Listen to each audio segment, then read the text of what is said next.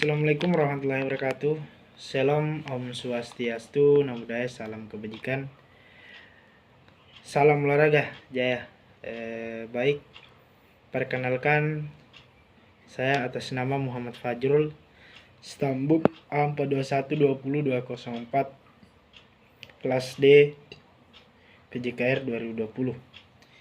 Baik, di sini saya akan mengerjakan tugas dari mata kuliah MK Evaluasi Pembelajaran Penjas. Nah, baik, di sini saya akan membuat video terkait kelompok 2, yang dimana kelompok 2 berjudul makalahnya itu hakikat manajemen olahraga. Di sini saya akan menjelaskan singkat mengenai isi dari makalah kelompok 2. Yang pertama itu pengertian dari manajemen. Manajemen adalah proses untuk mencapai tujuan organisasi dengan melakukan kegiatan dari 4 fungsi utama, yaitu merencanakan atau bisa disebut dengan planning, mengorganisasi atau organizing, memimpin atau leading, dan mengendalikan atau controlling. Di dalam manajemen itu memang kita harus merencanakan sebuah pembelajaran agar pembelajaran yang kita rencanakan itu sesuai atau dapat sesuai dengan tujuan dari organisasi atau melakukan pembelajaran tersebut. Yang kedua, itu filsafat dari manajemen. Berbagai teori manajemen berdasarkan pada filsafat di bawah ini, antara lain filsafat idealisme, suatu keadaan yang amat sempurna yang menjadi pola dari segala sesuatu yang kita didapati di dunia ini.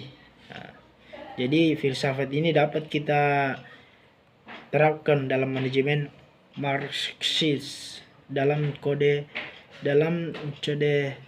determination yang populer di negara sosialis Jerman dan Skandinavia, atau teori filsafat realisme. Dunia ini dan segala sesuatu yang terdapat di dalamnya adalah kenyataan yang tidak dapat dibantah.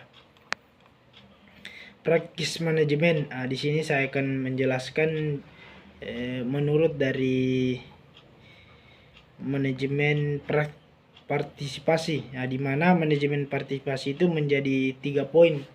Manajemen berdasarkan dari hasil result of management. Yang kedua, manajemen memperkaya pekerjaan atau job enrichment.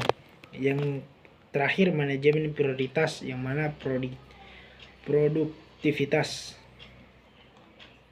Adapun klasifikasi konsep dalam manajemen itu berkaitan definisi tersebut, maka dapat dikatakan seseorang manajer adalah seseorang yang berusaha untuk mencapai tujuan yang dapat dinyatakan dalam ukuran jumlah kuantitatif yang berkaitan dengan pencapaian tujuan suatu subsistem, dan karena itu pula seseorang manajer juga berusaha mencapai tujuan dan non kuantitatif.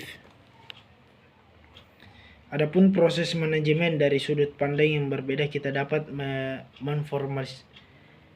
memformalisasikan definisi administrasi dan manajemen yang berbeda dengan rumusan di atas. Manajemen itu tidak lain adalah proses kelangsungan fungsi yang meliputi perencanaan, pengorganisasian, pengarahan, dan pengawasan.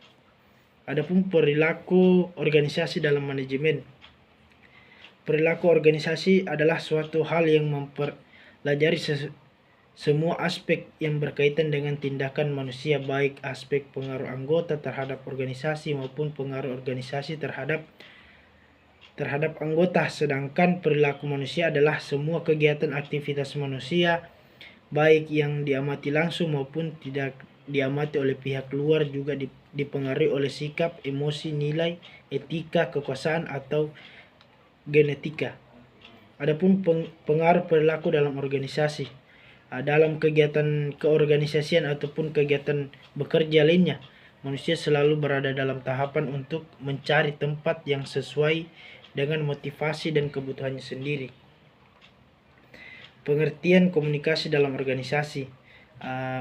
Di sini saya akan mengambil satu pengertian, itu menurut dari Hasibuan tahun 2002 halaman 81. Komunikasi adalah alat pengalihan informasi dari komunikator kepada komunikasi agar antar mereka dapat berinteraksi. Di mana di sini saya kasihkan pemahaman, menurut dari Hasibuan ini, dia inginnya komunikasi ini dapat dari seorang pemimpin, misalnya dari seorang pemimpin kepada anggotanya, supaya tidak ada yang maksudnya tidak ada yang dapat melainkan atau lain dari tujuan kita bersama, yang mana tujuan dari organisasi tersebut itu apa, supaya komunikasi ini berjalan dengan lancar, tujuan itu tetap tercapai dengan sesuai dengan target yang ingin kita dapatkan. Adapun fungsi klasifikasi dalam organisasi, komunikasi dalam organisasi atau lembaga tersebut akan melibatkan 4 fungsi. Yang pertama, fungsi informatif, fungsi regulatif, fungsi persuasif, dan fungsi integratif. Mungkin itu saja yang bisa saya jelaskan. Lebih dan kurangnya saya mohon maaf. Saya akhiri, wabillahi taufiq wal hidayah. Wassalamualaikum warahmatullahi wabarakatuh. Salam olahraga.